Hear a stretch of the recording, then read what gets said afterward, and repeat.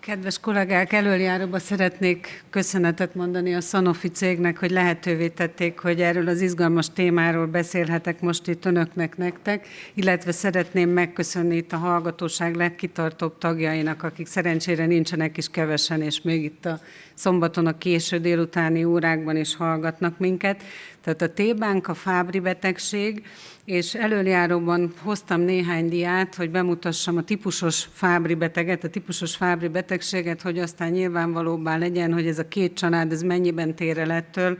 és mennyiben jelentenek extra diagnosztikus problémát. Tehát mi is a Fabry betegség? Ez egy X-kromoszómához kötött, több szervrendszert érintő, örökölt lizoszomális tárolási betegség. Miről van szó? Az alfa-galaktozidáz enzim hiánya, speciális lipid-természeti anyagok, glikoszfingolipidek felhalmozódását eredményezi többféle szervben, szervrendszerben. Ahogy említettem, minor szervi érintettség is van, tehát a szemben ez a jellegzetes kornea verticillata, a bőrön az angiokeratómák, perifériás idegrendszerű érintettség,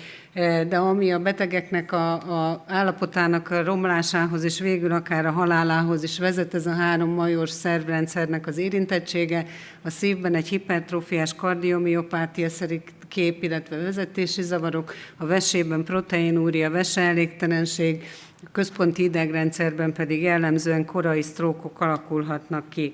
És ezeknek a kórképeknek megvan az időbeli lefolyása is, az akroparesztézia, a végtagoknak a megmagyarázhatatlan súlyos fájdalma, ez akár már gyermekkorban is felléphet, és a betegeknek az életminőségét nagyban befolyásolja, és aztán a minor tünetek, a veseérintettség, a korai sztrók lép föl, és legutoljára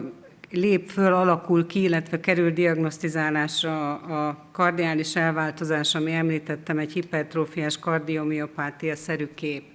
Kérdés, hogy mi van a nőbetegekkel. Ugye azt tanultuk úgy általánosságban, hogy az X-hez kötött kórképek a nőbetegekben, akiknek van egy egészséges X-e, ez nem manifestálódnak, hanem csak hordozók lehetnek. Most a Fabry betegség esetében ez nem így van. A nőbetegekben is kifejlődhet a kórkép, méghozzá hasonló EKG és echokardiográfiás kép, illetve az egyéb szervrendszeri érintettség is, jellemzően később, mint a férfi betegekben, és mindez ugyanúgy, hogy az alfa-galaktozidáz enzim szintjük a nőbetegeknek teljesen normális lehet. És hogy is kell akkor a diagnózist felállítani? A férfiaknál az alfa-galaktozidáz szint perdöntő, tehát egy Fabry-s férfiben az alfa-galaktozidáz enzim szintje alacsony kell, hogy legyen. Természetesen a diagnózis megerősítéséhez aztán később genetikai vizsgálatra is szükség van. A nőbetegeknél, akár családszűrés esetén, akár hogyha biztosak vagyunk a diagnózisban a különböző jelek alapján, el kell jutni a genetikai vizsgálatig, mert sem az alfa-galaktozidáz szint, sem a felhalmozódott anyagcsere termékek szintje, ez a bizonyos liso-GB3 nem igazoló, illetve nem kizárólagos jelentőségű a nőbetegeknél. Milyen gyakori a kórkép? Ez egy nagyon-nagyon nehéz kérdés, amire valószínűleg senki nem tudja a választ. Hogyha az általános populációban szűrik, akkor ritkának tűnik, hogyha magas rizikójú populációkban szűrik, akkor kiderül, hogy annyira nem is ritka, hol érdemes szűrni. Ugye a dialízisen levő betegekben, esetleg a vesetranszplantáción már átesett betegek körében, a korai, megmagyarázhatatlan sztrókot elszenvedett betegek körében, illetve a hipertrófiás kardiomiopátiások között, itt a Fabry betegség nem is olyan ritka. És miért ennyire fontos beszélnünk róla, miért érdemes hangsúlyoznunk ennek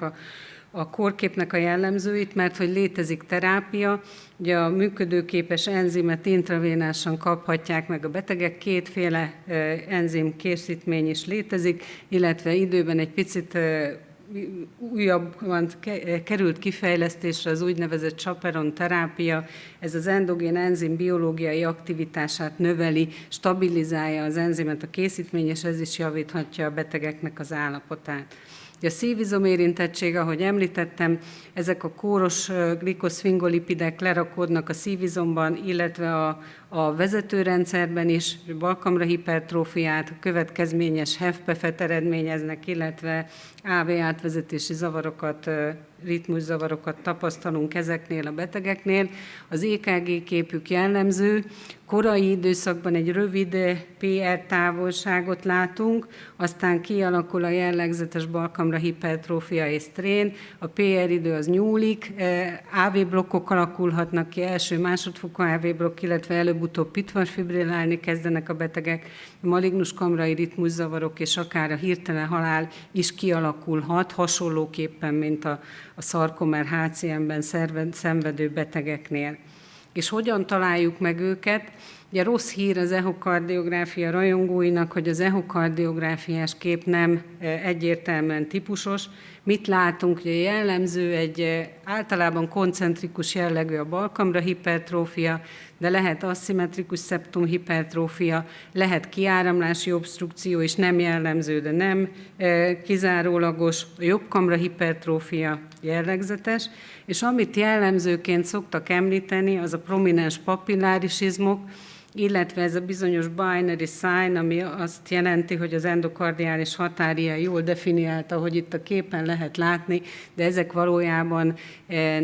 nem különösebben szenzitív és nem különösebben specifikus eltérések, tehát az echo alapján maximum a gyanú ébredhet bennünk, diagnózis felállítása nem lehetséges. Ami egyértelműen jellegzetesebb és közelebb vihet minket a diagnózishoz, a szív-MR kép. Ugye a késői típusú kontraszt képe nagyon jellegzetes ezeknek a betegeknek. Az inferolaterális midmiokardiális késői típusú kontraszt, amit itt látunk az ábrán, több helyen különböző betegekben, ez a korai fázisban nincs mindig jelen, az előre haladott hipertrófiás szívben ez nagyon jellegzetes Fábrira. És nagy segítséget jelent a korai Fábri diagnosztikájában a TIVA mapping, ugye ez az újabban kifejlesztett szív-MR modalitás. A szívizomban felszaporodott glikoszfingolipid lerakódás egy csökkent natív T1 idő értéket eredményez, és az ábrán látható, hogy ez a TIVA mapping ez egy nagyon-nagyon fontos vizsgálat, ami különbséget tehet a Fábri, a szarkomer HCM, illetve az aminoidózis között, ugye mind a három balkamra hipertrófiával járó kórkép, ami az EHO-s kép alapján nem mindig egyértelmű, a TIVA mapping az nagyban segíti a differenciál diagnosztikát. És ezután a hosszas bevezető után térjünk rá az eseteinkre. Az indexbeteg, az első család indexbetege egy 72 éves férfi volt, akit progrediáló effort-diszpnea és panaszok miatt már 2006-tól vizsgálgattak, akkor volt egy lat-PTCA-ja, aztán 14-ben egy harmadfokú AV blokk miatt kapott egy pacemakert, a pitvarfibrillálgatott szotalolt kapott, és az szinuszritmusban tartotta, rekoronarográfiák történtek, mert még mindig fulladt negatív eredménnyel, és 23-ban egy újabb rekoronarográfia után irányították hozzánk EHO-ra, hogy ez a beteg, ez folyamatosan pészeljük, ugye jobbról pészeljük, és biztos, hogy már nagyon rossz lehet a balkamra funkciója, és lehet, hogy reszinkronizálni kell, mert mi mástól fulladhatna. És ugye kiderült az EHO-nál rögtön, hogy itt azért alapvetően egy másik kórképről van szó, nem egy DCM-ről. Ugye az EHO-s kép alapján, illetve a betegkora, az AV átvezetési zavarok alapján elsősorban a transztiretin amiloidózis merült föl bennünk, azt is kizártuk egy csontszintigráfiával, de ez negatív lett, és ekkor Fábri irányába léptünk, illetve még mielőtt ezt megtettük volna, megnéztük a beteg EKG-ját, a pacemakert leprogramozva. Látható, hogy ezen nem low voltage van, hanem mindenképpen valamiféle hipertrófiára utaló EKG, Tehát Fábry irányába is indítottunk kivizsgálást, és ez egyértelműen pozitív lett, tehát látjuk az alacsony alfa-galaktozidás szintet, az emelkedett lizo-GB3 szintet, illetve ezt a bizonyos mutációt, ami azt mondja, hogy az 5-ös exon 2.15-ös kodonján egy aszparagin szerin csere a végső eredménye ennek a mutációnak, ezt ezért mondom ki így, mert ennek még jelentősége lesz a történet folyamán. És fölvettük ezt a beteget részletes kivizsgálásra, és ugye itt egy 70 fölötti férfiről van szó, és találtunk is neki szignifikáns karotis szűkületet, egy súlyos szürkehájogot, ezt azóta mind a kettőt meg is operálták már, de amit találtunk, az az volt, hogy egyébként ugye ő dekompenzált, a vesefunkciója az nem is volt annyira rossz, és proteinúriája egyáltalán nem volt, minor tünetei, tehát bőrtünetei, szemtünetei egyáltalán nem voltak, és koponya-CT-n sem volt fehér állományi lézió, tehát praktikusan extrakardiális tüneteket, amik Fábry specifikusak lettek volna, nem találtunk a betegnél. Aztán már őt kikérdezve kiderült, hogy a testvére, aki nála 2 évvel idősebb, szintén pacemaker hordozó, évtizedek óta pitvarfibrillál, alsó végtagi verőérműtétje volt, és CKD-sként fut, illetve egy Crohn-betegként is gondozzák, de ez évek óta nem aktív. Megérkezett a beteg, ugye szintén a pacemaker nélküli EKG-ja, egy pitvarfibrilláció látható, és ezt láttuk az EHO-ján. Ugye itt akkorák tehát ez egy 20 éve krónikusan pitvarfibrilláló beteg, hatalmas pitvarai vannak, és emellett ez a bal kamra, ez nem is tűnik olyan nagyon csúnyán hipertrófiásnak, de hogyha itt megnézzük a képen, azért ez egy 16-17 mm-es szeptum, és ez alapján már szinte biztosak voltunk benne, hogy ő is Fábrys, és ez igazolódott is, tehát ugyanazt a mutációt, illetve enzim szinteket sikerült igazolni, mint a testvérénél. Részletes kivizsgálás során viszont egy hasonló képet találtunk, annak ellenére, hogy ő CKD-sként futott, nem volt proteinúriája egyáltalán, és minor bőr szemtünetei sem voltak, egy diszkrét polineuropátiát igazolt a neurológiai kivizsgálás. Ezt a 2 idősebb férfit el is kezdtük enzimpótlással kezelni, és ekkor robbant be az életünkbe, hogy a második családnak a tagja, hogy az ő kivizsgálásában, vagyis a diagnózis felállításában nekünk nem volt érdemünk, hanem a székesfehérvári kollégáknak, akik őt jó ideje gondozták, illetve magának a betegnek, aki igen tevékenyen vett részt a diagnózisban. Tehát miről is van szó? Ő egy hipertóniás beteg, 2013 óta HCM diagnózissal gondozták, volt egy koronarográfiája, és utána 23-ban történt egy szív-MR vizsgálata, amin, tehát látjuk, hogy egy ilyen koncentrikus jellegű balkamra hipertrófia került leírásra, és hogyha a szívünkre tesszük a kezünket, akkor ezért ez az inferolaterális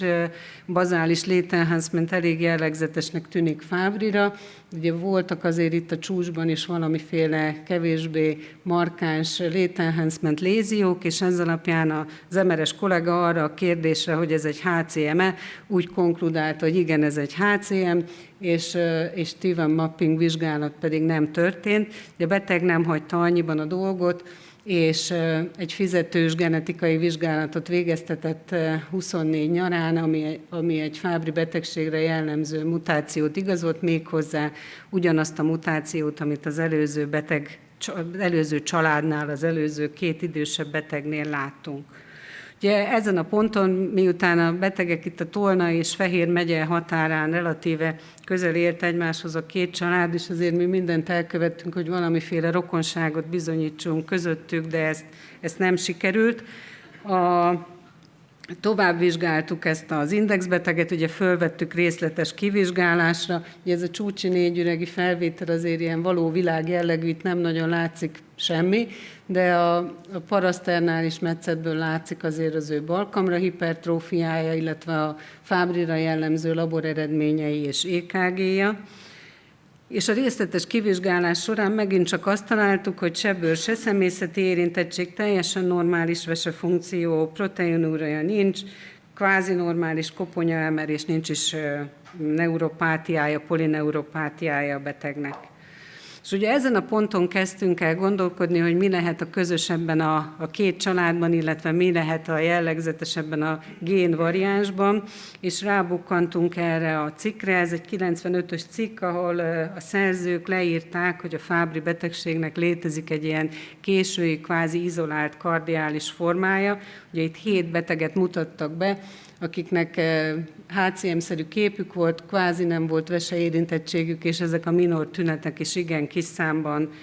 voltak jelen náluk. És hogy aztán később vizsgálatok is történtek ebben az irányban, hogy mi lehet az oka ennek a kardiak variánt formának, és azt találták, hogy itt a klasszikus formához képest valamiféleképpen mégiscsak magasabb a reziduális alfa-galaktozidáz aktivitás ezekben a betegekben, az adott mutációk mellett,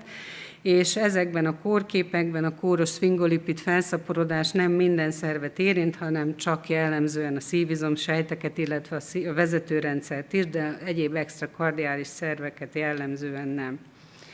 És tovább menve kiderült, hogy ez a bizonyos mutáció, ami a 2 betegben szerepel, ennek ez a másik neve, tehát ez ugyanaz a mutáció,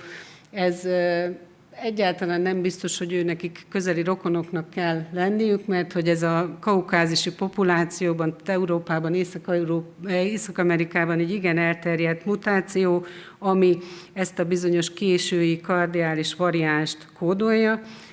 Ez a cikk összehasonlította a típusos Fabryt és a késői kardiális variánst, konkrétan ezt a jellemző mutációt hordozó populációt, és azt találták, hogy ezek kevésbé betegek, ezt azt hiszem, hogy ki lehet így mondani. Ugye a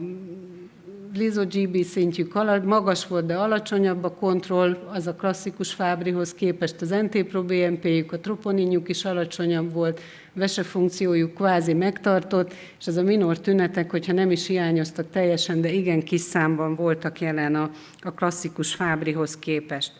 És ebben a másik Fabry regiszterből készült vizsgálatban azt is megvizsgálták, hogy mi a lefolyása ennek a kórképnek, és azt látjuk itt a kék vonal az a klasszikus Fabry, ez pedig ez a kardiális variáns, konkrétan ezt a mutációt hordozó 125 beteg, hogy itt a tünetek 15-20 évvel is később jelentkeznek, de a kardiális lefolyás az később, de ugyanolyan, viszont a cerebrovaszkuláris és a vese események azok szinte teljesen hiányoznak ezeknél a betegeknél, ez a férfi populáció.